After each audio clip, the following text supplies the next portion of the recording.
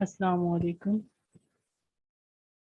ये आज का मेरा लेक्चर जो है इसका मजमून है, सब्जेक्ट है उर्दू तहरीर व इंशा, practical writing and education.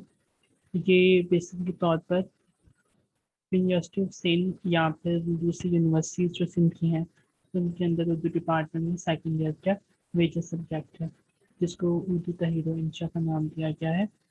Urdu तहरीर व इंशा। आज के इस लेक्चर में हम सबसे पहले जो है इस सब्जेक्ट के मजमून के जो सिलेबस है इसके बारे में बात करते हैं। ये जो मजमून है इसका मकसद ये है कि तलबा के अंदर ये खूबी पैदा की जाए कि वो उर्दू में किसी किस्म का मजमून, दरख्वास्त या ख़त तहरीर कर सकें। उर्दू मजमून निगारी के इकसाम, मजमून निगारी के क्या होती है उससे, और दूसरे मज़ामीन का जो असलूब है उससे तलबा वाकिफ़ हो सकें। ये इस मजमून का मकसद है। इस मजमून में आपको अलग अलग किस्म के मज़ामीन का मुताला करवाया जाता है। इनका तज्ज़िया करने से आप मजमून निगारी को समझते हैं। दरख्वास्त आपको सिखाई जाती है, दरख्वास्त कैसे लिखे जाते हैं, दरख्वास्त का मुताला होता है। इसके अलावा खतूत निगारी, उर्दू में जो खतूत लिखे गए हैं उनका मुताला किया जाता है। इसके अलावा एक नई सिंफ जिसे इंशा कहते हैं, और उसका भी मुताला इस मजमून में करवाया जाता है। आइए सबसे पहले हम देखते हैं कि तहरीर व इंशा के क्या मायने हैं। तहरीर व इंशा, या फिर हम कहें कि इंशा परदाजी। तहरीर व इंशा या इंशा परदाजी से मुराद ये है कि ये एक तख्लीकी नौयत की तहरीर होती है। आप फर्स्ट में नस्ल किसे कहते हैं वो समझ चुके हैं। नस्ल की इकसाम से भी आप बाखूबी वाकिफ़ हैं कि नस्ल लिखने की इकसाम होती हैं। तो अब वहाँ पर नस्र की दो तरह की इकसाम होती है, यानी अगर हम स्टोरी के हवाले से देखें, एक है फिक्शन और एक नॉन फिक्शन है। यहाँ तहरीर और इंशा के मजमून के अंदर आपका तमाम का तमाम जो मटीरियल है, जो सिलेबस है, वो नॉन फिक्शन से लिया गया है। नॉन फिक्शन राइटिंग यानी जिसमें कोई किसी किस्म की कोई कहानी ना पाई जाती हो।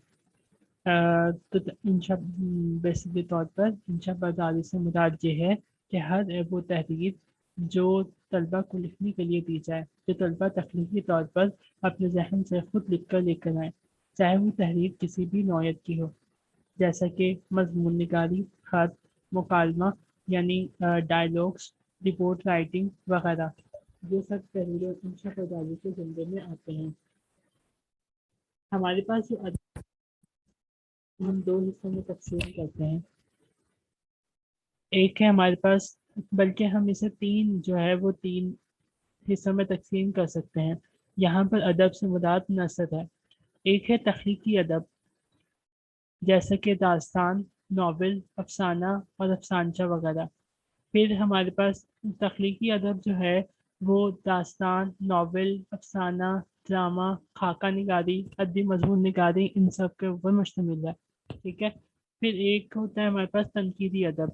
तनकीदी अदब में सवालिया निगारी, तनकीदी मज़ामीन, खतूत निगारी, इल्मी और तनकीदी मजमून या फिर वगैरह आ जाते हैं।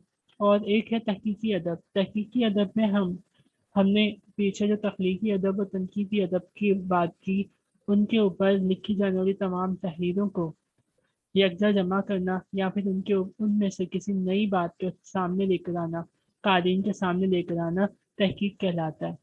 तो तहकीकी अदब जो है वो तीसरी किस्म है अदब अदब की। हमारा ये जो मजमून है वो तख्लीकी अदब में, तख्लीकी तहरीर में अदबी मजमून निगारी, मुकालमा और तो खास पर मुश्तमिल है। आइए सबसे पहले हम देखते हैं मजमून नवीसी को। तो मजमून किसे कहा जाता है? किसी भी उन्वान पर मालूमात इकट्ठा करके इसके ज़ैली मौज़ूआत पर रोशनी डालते हुए दिलचस्प और जामे मवाद को तरतीब, तसलसल और रवानी के साथ पेश करना, या किसी मौजू पर तरतीब के साथ इज़हार ख्याल करना मजमून कहलाता है। अब यहाँ पर मजमून नवीसी से क्या मुराद ये है कि मजमून किसे कहते हैं, यानी हम कोई भी किसी भी किस्म का मौजू लेते उठाते हैं। वो मौजू चाहे हमारी ज़िंदगी, मौजू का ताल्लुक हमारी ज़िंदगी से, रोज़मर्रा ज़िंदगी से होगा। हम उस मौजू के ऊपर मालूमात को यकजा करते हैं और जिन मालूमात को तरतीब के साथ जो है लिख देते हैं। ये जो तरतीब होगी एक ही मौजू की, इस तरतीब को हम मजमून का नाम देंगे। एक आम और सादा मजमून की तारीफ क्या हो सकती है? एक आम और सादा मजमून से मुराद ये है कि ऐसी मुख्तसर तहरीर हो जिसमें आम जहन मौजू पर सादा मगर दिलचस्प जुबान में इजहार ख्याल किया गया है, जिस पर बरजस्तगी और शगुफ्तगी पाई जाए, जिसमें बरजस्तगी और शगुफ्तगी पाई जाए। बरजस्तगी और शगुफ्तगी, शगुफ्तगी का मतलब है नरम अंदाज। एक आम और सादा मजमून से मुराद ये है कि ऐसा मजमून हो जिसमें जो हम किसी भी मनसूबा बनने के बगैर तहकीक करें, हमारी किसी गहरी फिक्र का नतीजा ना हो, बल्कि मौजू का ताल्लुक आम और ज़ाती समाजी ज़िंदगी से हो। लेकिन अब सादा मजमून जो है वो हमारी किसी गहरी फलसफाना फिक्र का नतीजा तो नहीं होगा, लेकिन लिखने का अंदाज इस तरीके से होगा कि उस मजमून को पढ़े, जो भी पढ़े उसके असरात, उस मजमून के असरात गहरे और देरपा रहें।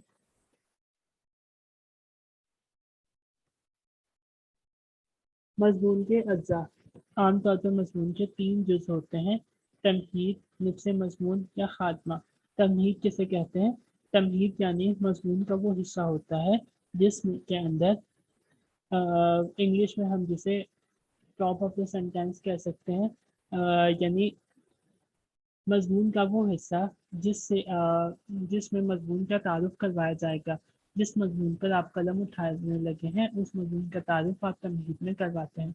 तमहीद के लिए एक जुमला भी काफ़ी है और एक से ज़्यादा जुमले भी लिखे जा सकते हैं, लेकिन हमें कोशिश करनी है चाहिए कि हमारी तमहीद ज़्यादा तवील ना हो, क्योंकि मजमून का जो दारोमदार होता है वो आपकी तमहीद पर, ज़्यादातर तमहीद पर मुनहसर करता है।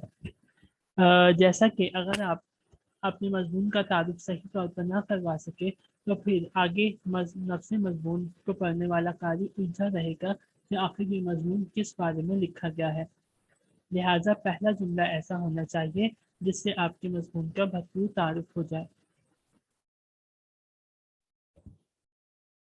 और जो मजमून है और मजमून तमहीद के बाद जो नफ्स मजमून या फिर असल मजमून है वो उसे कारी आसानी से समझ सके।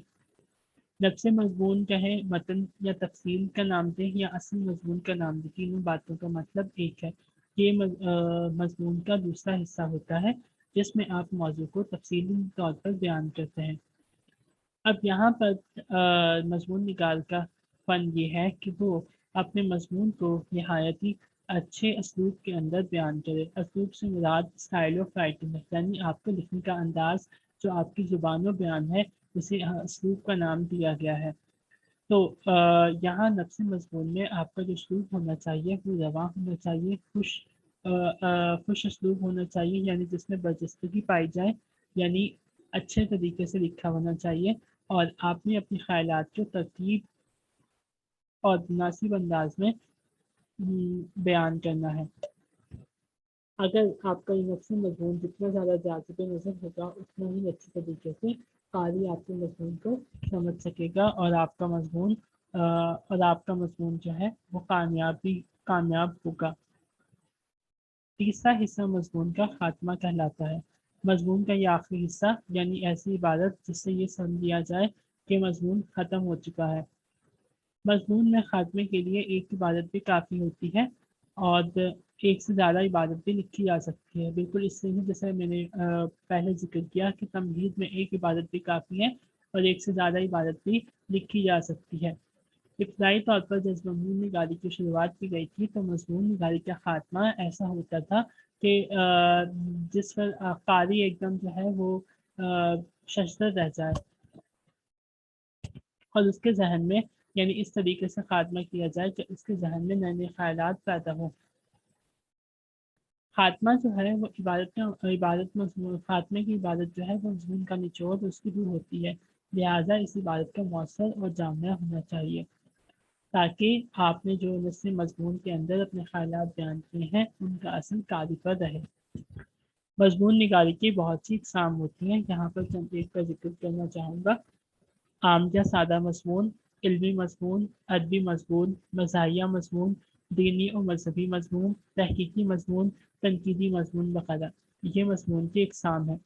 موضوع کے لحاظ سے مضمون کسی بھی موضوع پر لکھا جا سکتا ہے، چاہے وہ سائنسی ہو یا تحقیق سائنسی ہو، روزمرہ زندگی کے ساتھ رکھتا ہو، یعنی آپ کسی بھی موضوع پر مضمون تحریر کر سکتے ہیں۔ یہاں پر ہم مضمون نگاری کی دو اقسام کا مطالعہ کرتے ہیں۔ پہلی ہے علمی مضمون۔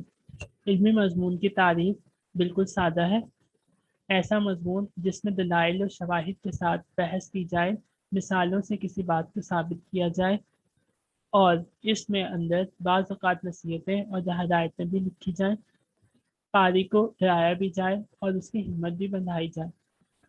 زبان اسلوب کے لحاظ سے علمی مضمون کا جو اسلوب ہوتا ہے وہ لطیف نہیں ہوتا، شگفتہ نہیں ہوتا، یعنی اس کے اندر مزہ نہیں ہوتا، اور اس مضمون میں بے تکلفی نہیں پائی جاتی۔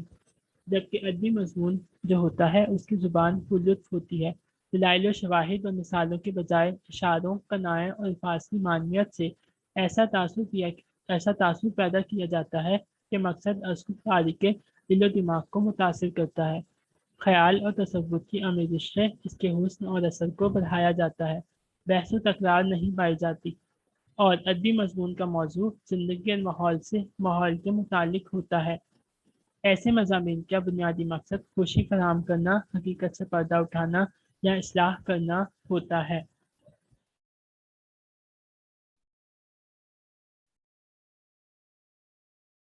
اردو مضمون نویسی کے ارتقاء کے حوالے سے ہم یہ پڑھتے ہیں، جیسا کہ ہمیں پتہ ہے کہ اردو شاعری کی طرح اردو نثر کا ارتقاء بھی دکن میں ہوا۔ دکن میں بہت سے رسالے لکھے گئے اور ان رسالوں کا تعلق مذہب سے تھا۔ شمالی ہند میں جو نثر کے ہمیں ابتدائی نمونے ملتے ہیں، وہ ابتدائی نمونے بھی اس داستانوی حیثیت رکھتے ہیں۔ اگر ہم مضمون نویسی کے ارتقاء کے بارے میں بات کریں تو مضمون نگاری کا بابا اعظم فونٹین ہے۔ اس نے اپنے تاثراتی مضمون لکھ کر مضمون نگاری کا ابتدا کیا۔ جب ہم اردو مضمون نگاری کی بات کرتے ہیں تو اردو مضمون نگاری کا آغاز دہلی کالج کے رسالے قرآن الصیدین سے ہوتا ہے، جس میں دہلی کالج کے مضمون نگاروں نے سائنسی اور تاریخی موضوعات پر لکھا۔ مضمون نگاری کی پہلی قسم شارٹ ایسے کی شروعات ماسٹر رام چندر کے مضامین سے ہوتی ہے۔ ان کا تعلق بھی دہلی کالج سے تھا۔ لیکن جب ہم ایک باقاعدہ مضمون نگاری کی بات کرتے ہیں تو اردو میں باقاعدہ مضمون نگاری کے ارتقائی مناسب تہذیب الاخلاق کے رسالے کے ذریعے قائم ہوئی، یعنی سر سید احمد خان تہذیب الاخلاق کے موجود وہ پہلے شخص ہیں جنہوں نے اردو میں باقاعدہ مضمون نگاری کا ابتدا کیا، اور پھر اردو مضمون نگاری کو ان کے رفقا نے آگے بڑھایا۔ لہٰذا تہذیب الاخلاق جو ہے تو اردو مضمون نگاری کا سب سے پہلا نمونہ ہمارے سامنے موجود ہوتا ہے۔ آج کے لیکچر میں بس اتنا ہی۔ آج کے لیکچر میں ہم تحریر و انشاء کے بعد میں پڑھا، امید کرتا ہوں کہ آپ کو مضمون سمجھ آ جائے گا۔ اگلے لیکچر میں ہم سر سید احمد خان کے بارے میں گفتگو کریں گے۔